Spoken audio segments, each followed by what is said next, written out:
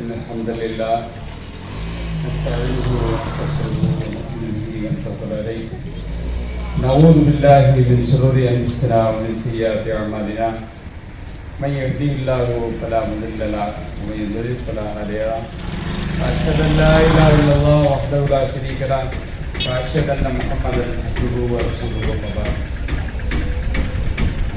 وقد قال الله تبارك وتعالى في القرآن الكريم الصالحات قانتات حافظات للغيب بما حفظ الله وقال نبينا صلى الله عليه وسلم الدنيا كلها متاع وخير متاع الدنيا المرأة الصالحة ما بعد فإن أصدق الحديث كتاب الله وخير الهدي هدي محمد صلى الله عليه وسلم وشر الأمور محدثاتها وكل محدثة بدعة وكل بدعة ضلالة وكل ضلالة في النار. الحمد لله எல்லா புகழும் நம்ம எல்லாம் படைத்தார் பெரியவனான அல்லாஹ்வுடைய ஷானுவுக்காகவே அல்லாஹ்வுடைய அன்பும் அருளும் அவனுடைய ஸலவாத்தும் நபிகள் நாயகம் ஸல்லல்லாஹு அலைஹி வஸல்லம் அவருடைய குடும்பத்தார்கள் மீதும் நம் அனைவர் மீதும் உண்டாகட்டும் என்று துஆ செய்தவன் என்னுடைய தொகுப்புரையை நான் ஆரம்பிக்கிறேன். அன்பு சகோதரர்களே, நேர பற்றாக்குறை காரணமாக நீண்ட நெடிய நேரம் பேசுவதற்கு எனக்கு வாய்ப்பில்லை. இவ்வளவு நேரம் சகோதரி நம்முடைய அழகிய முறையில் உரையாற்றினார்கள். அதை சுருக்கி உங்களிடத்தில் தருவதற்கு, அதை நினைவில் நிறுத்திக் கொள்வதற்கு ஏற்ப உங்களுக்கு தரலாம் என்று நான் நினைக்கிறேன். முதலாவது விஷயம் என்னவென்று சொன்னால், இன்றைக்கு பெண்ணுரிமை என்று சொல்லி, பெண் சுதந்திரம் என்று சொல்லி மக்களை ஏமாற்றிக் கொண்டிருக்கிறார்கள். எது பெண்ணுக்கு பாதுகாப்பின்மையோ பாதுகாப்பு இல்லாமல் ஆகுமோ அதையெல்லாம் பிடித்துக் கொண்டு பெண் சுதந்திரம் என்றும் பெண் உரிமை என்றும் சொல்லிக் கொண்டிருக்கிறார்கள். அது இன்றைக்கு உலகம் உணர்ந்து கொண்டிருக்கிறது. எப்படி உணர்கிறது என்று சொன்னால், இன்றைக்கு மேற்கத்திய நாடுகளுடைய பெண்கள் எல்லாம் இஸ்லாத்தை நோக்கி வந்து கொண்டிருக்கிறார்கள். ஆடை அணிகள் விஷயத்தில் அசிங்கமாக நடந்தவர்கள் இன்றைக்கு தங்களை மூடி மறைத்து அவர்கள் கண்ணியமான முறையில் ஆடை அணிந்து வந்து அவர்கள் இஸ்லாத்தில் எங்களுக்கு கண்ணியம் இருக்கிறது என்று சொல்வதே எதற்கு அடையாளமாக இருக்கிறது? இன்றைக்கு பெண்ணுரிமை என்று பேசுவதெல்லாம் பொய் என்பது நமக்கு புரிகிறது. ஒண்ணு. இரண்டாவது விஷயம் என்னவென்று சொன்னால், எல்லா சமுதாயமும் பெண்களுக்கு மரியாதை கொடுக்கிறது, கொடுக்கவில்லை என்று நாம் சொல்லவில்லை.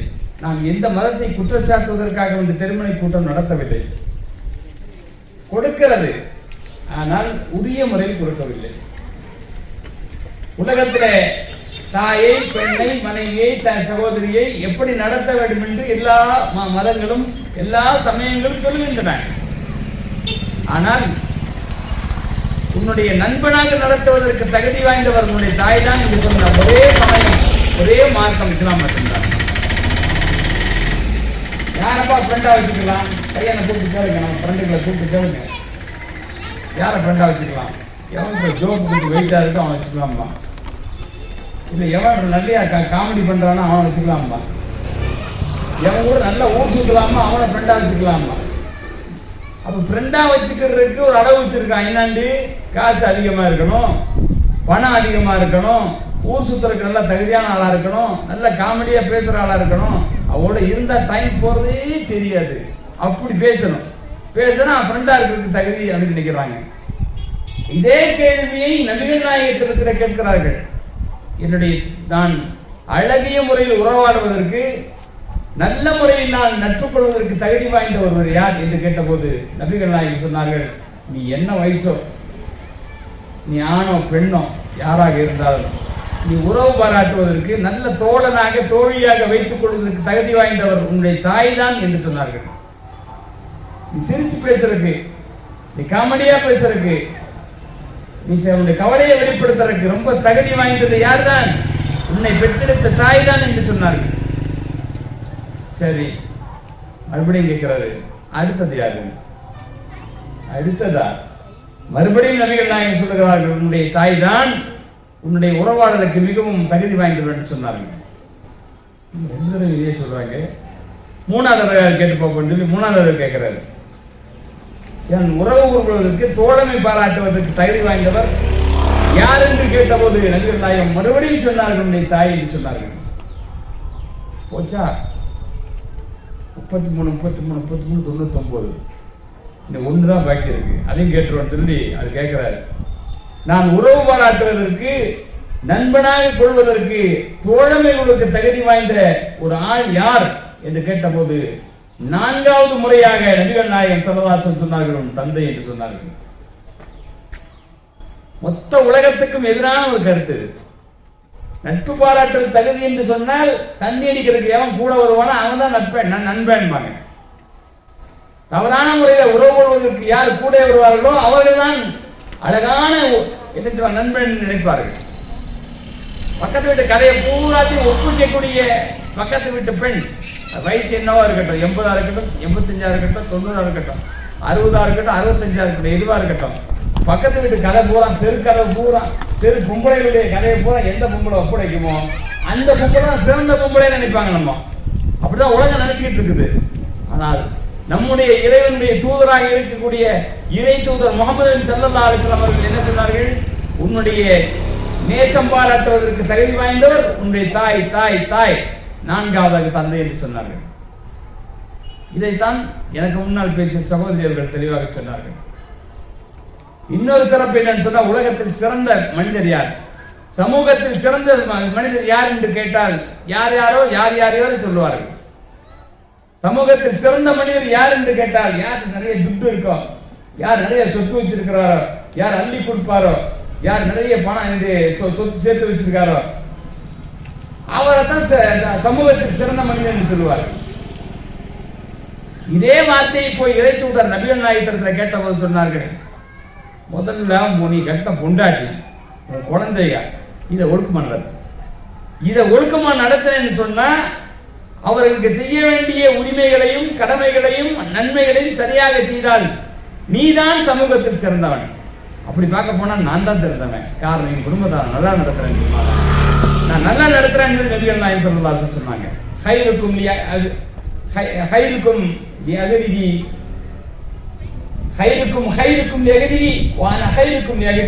உங்களில் சிறந்தவர் உங்களுடைய இல்லாத இடத்துல இல்லத்தரசி இடத்துல யார் நல்ல முறையில் நடந்து கொள்கிறாரோ அவர்தான் சிறந்தவர் என்று சொல்லிவிட்டு, அந்த பெருமை எனக்கு இருக்கிறது, அந்த சிறப்பு எனக்கு இருக்கிறது, நான் என்னுடைய இல்லாத இடத்தில் நான் சிறந்த முறையில் நடந்து கொள்கிறேன், நன்மை செய்கிறேன், கையில் கொடுக்கிறேன் என்று நபிகள் நாயகம் ஸல்லல்லாஹு அலைஹி வஸல்லம் சொன்னாங்க.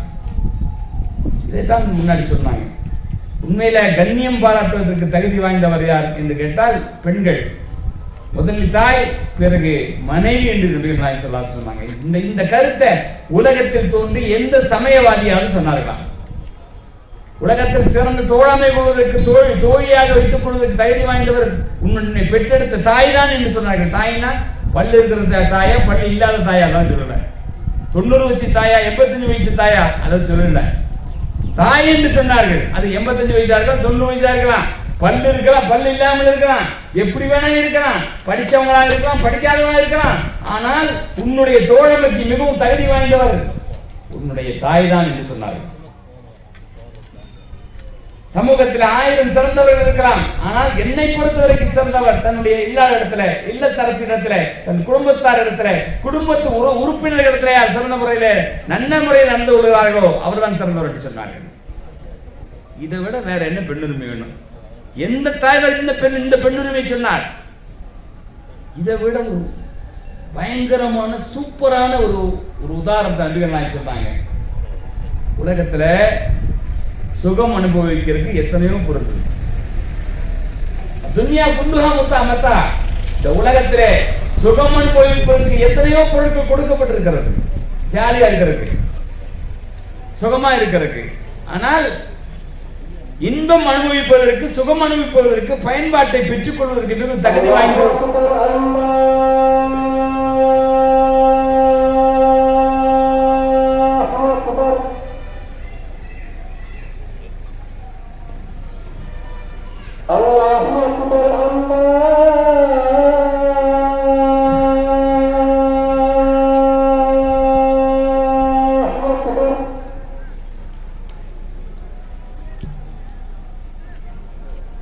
أشهد أن لا إله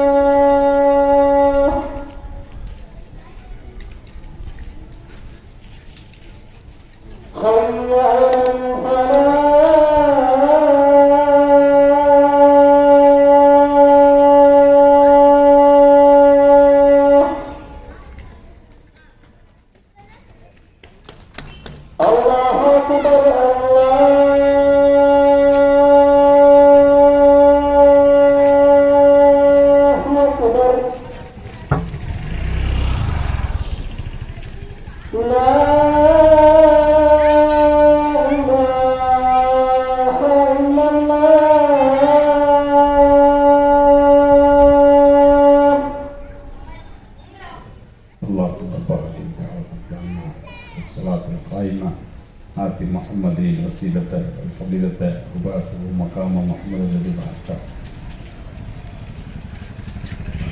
கண்ணியத்துக்குரிய சகோதர சகோதரிகளை,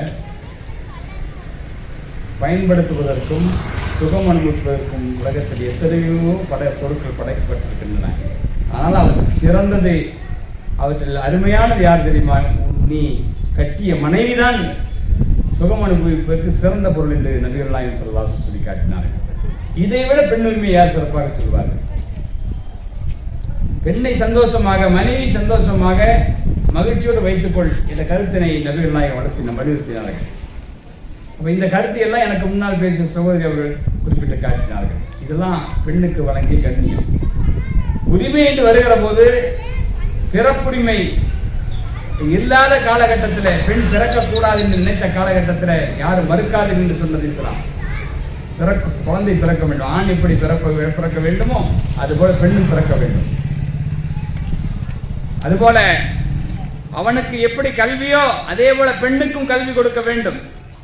அடுப்பூதும் பெண்ணுக்கு கல்வி எதற்கு என்று சொல்லி ஒரு காலகட்டத்திலே தமிழகத்திலே கல்வி மறுக்கப்பட்டதை நீக்கி 1004 ஆண்டுகளுக்கு முன்னால் கல்வி கற்பது ஆண் மீதும் கடமை, பெண் மீதும் கடமை என்று சொன்னது இஸ்லாம். மூன்றாவது சொத்துரிமை, வருமான உரிமை. எப்படி ஆணுக்கு சொத்தில் உரிமை இருக்கிறதோ, தந்தையுடைய சொத்திலே, தாயுடைய சொத்திலே உரிமை இருக்கிறதோ, அதே போல பெண்ணுக்கும் தாயுடைய சொத்திலே, தந்தையுடைய சொத்திலே, நெருங்கிய உறவினருடைய சொத்திலே உரிமை இருக்கிறது என்று இஸ்லாம் சொன்னது. இப்பதான் ஒரு 50 வருஷத்துக்குள்ளதான் இருக்கு இன்னைக்கு பெண்ணுக்கு சொத்து உரிமை கொடுக்கப்படுது. ஏன்? நாங்கள் தான் கொடுத்துருவோம். கல்யாணத்தில் 30 பவுன் கொடுத்தாச்சு, 25 பவுன் கொடுத்தாச்சு, 20 பவுன் கொடுத்தாச்சுன்னு சொல்லி முதல்ல சொத்து கொடுத்துட்றாரு. அதுக்கு பேர் சொத்து கிடையாது. ஒரு பெண்ணுக்கு மகளுக்கு கொடுக்கக்கூடிய நகை என்பது அது அன்பளிப்பினுடைய பட்டியலில் வருமே தவிர அது சொத்துரிமையுடைய பட்டியலில் வராது.